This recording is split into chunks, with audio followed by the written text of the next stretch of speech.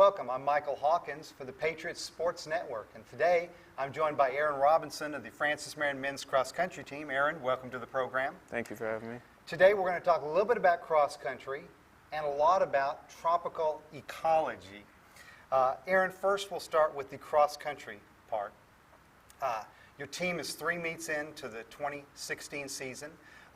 Team's had some success. What are your impressions so far on the team this far into the season, and then personally how you've run?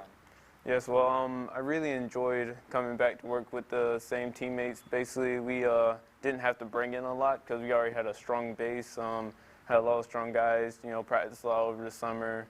So, people like Carlos, Javier, Devin, Jonathan, all of them, they're really, helping us push forward, our top 4 guys, helping us push forward. Help us, get the wins in. Our last 2 races so far, we've gotten at least top 3 overall. So we got second place at one of the invitationals in back in North Carolina, and just recently we had a race over this weekend. We were able to snag first place. So, we're doing really good. How about you personally? Happy with the way you've been running? Yeah, I'm really happy with the way I'm running. I enjoy running with the better competition. I'm trying to, at least trying to get top 7 this year, really trying to help my team push forward. I was pretty happy with my performance last week. I was able to be number 5 guy, help us get that first place win. So I was happy for that. All right. The reason I've really called you here, though, is to talk about what you got to experience this past summer before you came back to start all the running.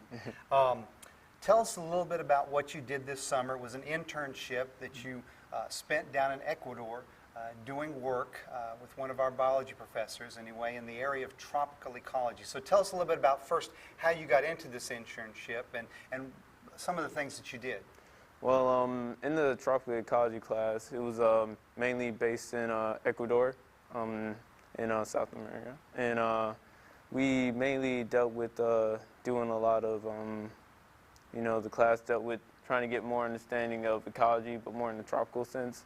So how it went was, Professor knows, he's always trying to get people to take the class, and though it can be kind of expensive, he was able to let us know that there was a real grant for it. So any student that wanted to do it, you could get a real grant to help pay for, going there in the class itself. So about $1,000 grant. So anybody that applied, as long as you wrote essay and trying to make yourself known to want to go, and I was able to get it. Me and another classmate, Ashley, she graduated last summer after she took the class, and another student, she did photography and she was able to go too. So, but the experience as a whole, my first time on the airplane.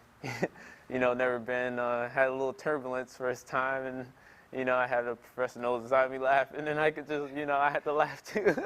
I'm like, yeah, this is fun. But, yeah. And then I think the biggest part of going, though, was experiencing, just like the research experience. We had the opportunity to choose whatever topic we want, whatever we want to do, and just, come up with the methods, everything, the topic, the qualities and quantity that we were going to get, and we just chose that ourselves. So me and Ashley, we partnered together, and we decided to do research on the mutualistic relationship between Cecropia ants and also Cecropia trees and Azteca ants in the health relationship if they were on the trees compared to them without. So we were able to collect a lot of data on that. There's a lot of mutualistic relationships in the tropics, so it was pretty fun to experience that. And people don't really talk much about ants, but I'm a pretty big fan of ants, so it was a pretty amazing experience for me to be able to work with them, and get the data and collect them, and just have fun doing it, because even though it was a research project, getting graded on it, but it was still fun to get out there, Professor Travis knows, letting us, just do it in our way, not putting too much of his hands in it, but trying to let us work it out so we can figure out how to, how it's done, because some of us want to go into a PhD program, master's program. So, just letting us go about how we would do it. And it was very helpful, gave us a lot of, good advice on how to go about doing a field experience. So, yeah. You're from Darlington County. Yes. Went to Darlington High School. Yes, sir. So think back to a science project that you probably did in high school for a science fair, you know, and now, 4 or 5 years later, compare it to this type of experience. You know, how far have you gone from that high school science fair project to now going down to Ecuador and doing summer work? I mean, personally, you know, even when I was in high school, I never, you know, I mean, I could even say freshman year, you know, he would talk about it, be like, yeah, people go, and I would be like, I most likely won't be able to go, because, you know, just the money and everything and the time it took, but, you know, compared from high school to here, you know, it's like a big deal, you know. It's nice to have something to set myself apart from other biology majors and, you know, just help me compete in the biology field. And just never thought it would happen for me. This is pretty big. Did you learn anything in particular about the ants and the trees and their relationship?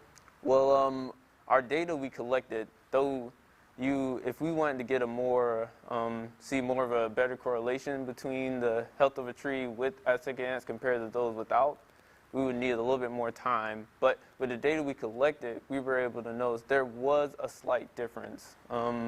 We had to use a lot of something called Logger Pro. It's a graphic thing that we use to help us figure out the correlation. And it worked out where we were able to notice that we did little things like we noticed, we looked at herbivory, we looked at, as far as herbivory, we also looked at lichens on trees. We looked at like how many ants, the community ant that was in the tree.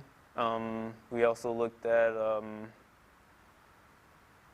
herbivory, we also looked at like the trees surrounding the Cecropia tree we chose. So it was in, I think we chose about 5 to 10 meters.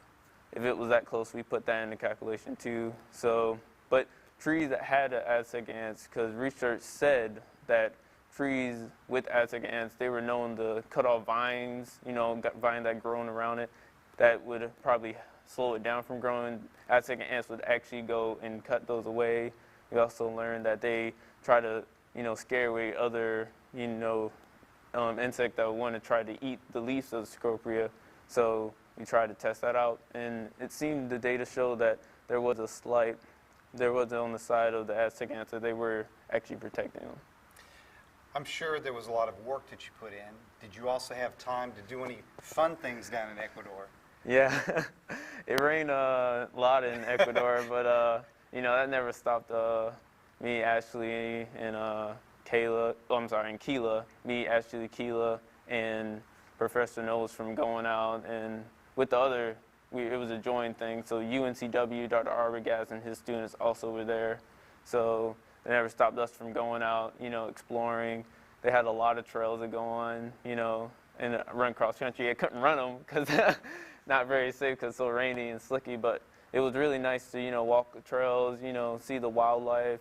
You know, a lot of the trails were able to show me, you know, like different trees, you know, like every hectare in Ecuador, you know, there's a whole bunch of different species of trees compared to here. You know, you see like pine tree like for miles and miles, but there you see like Cecropia trees or. Did you see any wildlife? Well, yeah, like a big thing it seemed in Ecuador we went was the birds. The coloration was beautiful. Their crypsis, their ability to camouflage was amazing too.